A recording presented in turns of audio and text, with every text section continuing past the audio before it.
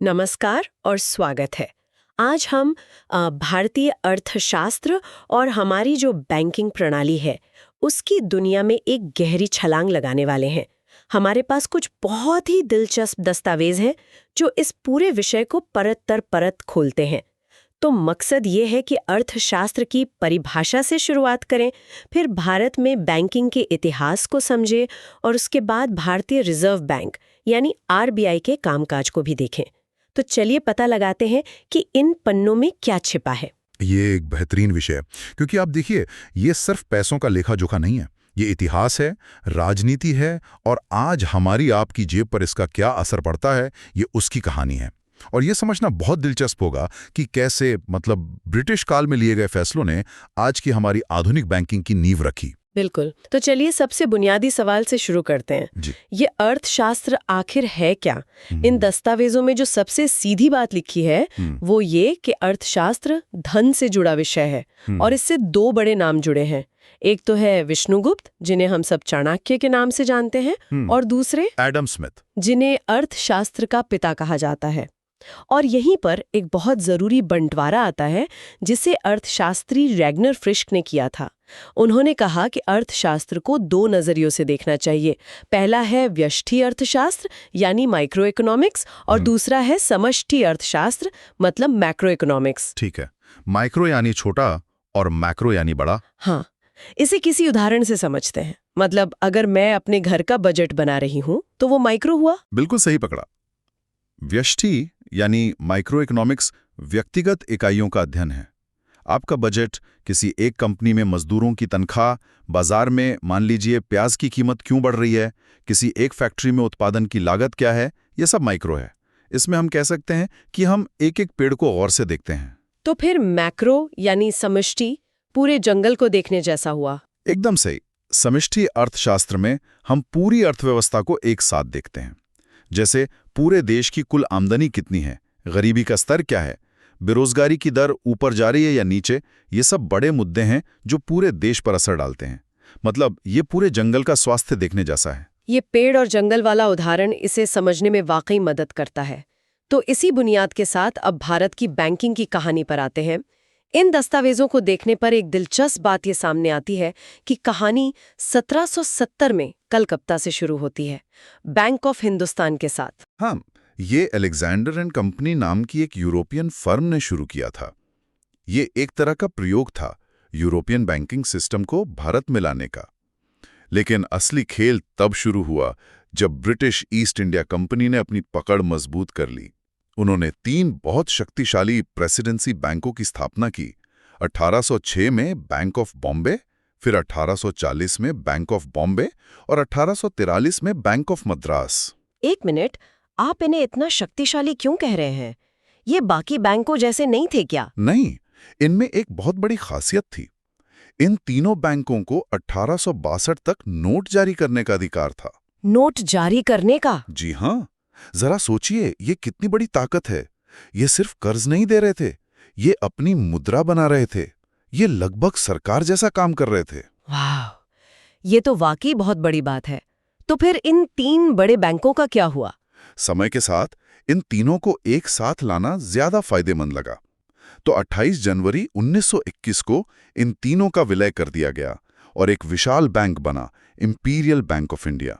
1955 को हमारा जाना पहचाना स्टेट बैंक ऑफ इंडिया यानी एसबीआई बना।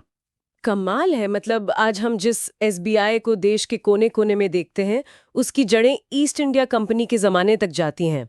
हर एसबीआई ब्रांच में एक छोटा सा इतिहास छिपा है। लेकिन ये तो हुई अंग्रेजों की कहानी। इस दौरान भारतीय क्या कर रहे थे? बहुत अच्छा सवाल है। देखिए, उस समय राष्ट्रवाद की भावना बढ़ रही थी और भारतीयों को लग रहा था कि उनका अपना पैसा, उनकी अपनी पूंजी अंग्रेजों के बैंकों में क्यों रहें। उन्हें अपना खुद का बैंकिंग सिस्टम चाहिए था। और इसी सोच से भारतीय बैंकों का जन्म हुआ होगा। बिल्कुल। पहला कदम था 1881 में अवध कॉमर्शियल बैंक। ये पहला बैंक था जिसका प्रबंधन भारतीयों के हाथ में था। लेकिन इसकी स्थापना में यूरोपी भी शामिल थे। असली मील का पत्थर आया 1894 में, जब पंजाब नेशनल बैंक यानी पीएनबी की स्थापना हुई। पीएनबी तो आज भी एक बहुत बड़ा बैंक है। उसमें क्या खास था? पीएनबी हर लिहाज से ऐतिहासिक था। ये पूरी तरह से भारतीय पूंजी से, भारतीयों द्वारा स्थापित और भारतीयों द्वारा ही चलाया जाने वाला पहला बैंक था। अच्छा, मतलब पूरी तरह से भारतीय। जी, सोचिए उस दौर में जब सारा बड़ा कारोबार और वित्त अंग्रेजों के हाथ में था, भारतीयों का अपना बैंक खड़ा करना कितना बड़ा आत्मविश्वास का प्रतीक रहा होगा। ये सिर्फ पैसों का लेन देन नहीं था, ये एक तरह से आर्थिक आजादी की घोषणा थी। तो एक तरफ अंग्रेजों के विशाल बैंक थे, दूसरी तरफ भारतीयों के इतने सारे बैंक बन रहे थे, तो ऐसा नहीं लगता कि माहौल थोड़ा गड़बड़ होने वाला था? किसी को इन सब पर नजर रखने की जरूरत तो पड़ने वाली थी। एक तरह का ट्रैफिक कंट्रोलर तो चाहिए होगा। आपने बिल्कुल सही नब्ज पकड़ी। यही जरूरत महसूस की जा रही थी। इतने सारे बैंक्स कुछ नोट छाप रहे हैं, कुछ अपनी मनमानी कर रहे हैं। अर्थव्यवस्था को स्थिर रखने के लिए एक केंद्रीय संस्था की जरूरत थी, एक बैंकों के बैंक की। और यहीं से भारतीय रिजर्व बैंक यानी आरबीआई की कहानी शुरू होती है। सही कहा। इसकी नींव 1925-26 में हिल्टन यंग कमीशन ने रखी।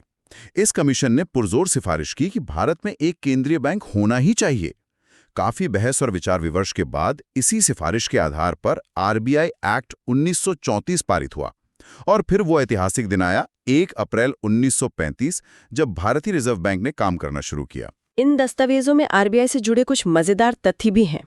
जैसे इसका पहला मुख्यालय कलकत्ता में था, जो 1937 में मुंबई आ गया, और इसका प्रतीक चिन्ह एक बंगाल टाइगर और ताड़ का पेड़, जो भारत की शक्ति और समृद्धि को दिखाता है। लेकिन इसका राष्ट्रीयकरण आजादी के बाद 1949 में हुआ। इसका क्या मतलब है? राष्ट्रीयकरण का मतलब है कि इसे पूरी तरह से सरकारी नियंत्रण में ले लिया गया। 1949 से पहले यह एक निजी शेयरधारकों का बैंक था, लेकिन राष्ट्रीयकरण के बाद ये भारत सरकार की संस्था बन गया, जो देश के हित में काम करेगी, न कि निजी मुनाफे के लिए। और इसका मुखिया कौन था? मुझे लगता है शुरुआत में कोई अंग्रेज ही होगा। हाँ, पहले गवर्नर सर ऑसबॉर्न स्मिथ थे, लेकिन पहले भारतीय गवर्नर का सम्मान सीडी देशमुख को मिला। ये एक और महत्वपूर्ण क्षण था जब भारत की आर्थिक कमान सही मायनों में भारतीयों के हाथों में आई। ठीक है, तो ये तो हुई इसकी बनावट और इतिहास की बात। अब आते हैं सबसे जरूरी सवाल पर, आरबीआई करता क्या है? इसके काम क्या है? इसके कामों को हम दो हिस्सों में बांट सकते हैं। एक इसके पारंपरिक केंद्रीय बैंकिंग वाले काम और दूसरे इसके विकासात्मक काम। चलिए पहले पारंपरिक कामों की बात करते हैं। सबसे पहली चीज जो दिमाग में आती है वो है नोट छापना। तो क्या जब भी सरकार को पैसों की जरूरत होती है, वो बस आरबीआई को फोन करके कहती है कि और नोट छाप दो? काश ये इतना आसान होता, लेकिन ऐसा नहीं है। आरबीआई के पास 1 रुपए के नोट और सिक्कों को छोड़कर बाकी सभी नोट जारी करने का एकाधिकार तो है, लेकिन वो अपनी मर्जी से ऐसा नहीं कर सकता। इसके लिए एक बहुत सख्त नियम है, जिसे न्यूनतम आरक्षित प्रणाली यानी मिनिमम रिजर्व सिस्टम कहते हैं। एक मिनट, ये क्या है? मुझे तो हमेशा यही लगता था कि सरकार जब चाहे नोट छाप सकती है। ये एक बहुत आम गलतफहमी है। इस प्रणाली के तहत आरबीआई को अपने पास हमेशा कम से कम 200 करोड़ रुपए का भंडार रखना होता है, और इस 200 करोड़ में से भी कम 115 करोड़ रुपए का सोना मतलब गोल्ड होना अनिवार्य है। बाकी की राशि विदेशी मुद्राओं में हो सकती है। तो इसका मतलब ये हुआ कि अगर आरबीआई को अर्थव्यवस्था में और पैसा डालना है तो उसे पहले और सोना या विदेशी मुद्रा खरीदनी पड़ेगी। वो अपनी मर्जी से असीमित नोट नहीं छाप सकते। ये तो उनकी ताकत पर एक बहुत बड़ा नियंत्रण है। बिल्कुल, ये प्रणाली सुनिश्चित करती है कि हमारी मुद्रा का मूल्य बना रहे और उस पर लोगों का विश्वास कायम रहे। ये हवा में से पैसा बनाना नहीं है। तो नोट छापने के अलावा इसका दूसरा बड़ा काम है सरकार का बैंकर होना।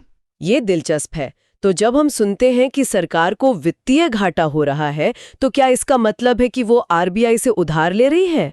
क्या आरबीआई सरकार को ना कह सकता है? कह तो सकता है, लेकिन ये रिश्ता बहुत जटिल है। आरबीआई सरकार का वित्तीय सलाहकार भी है। वो सरकार को सलाह देता है कि कितना उधार लेना अर्थव्यवस्था के लिए ठीक है।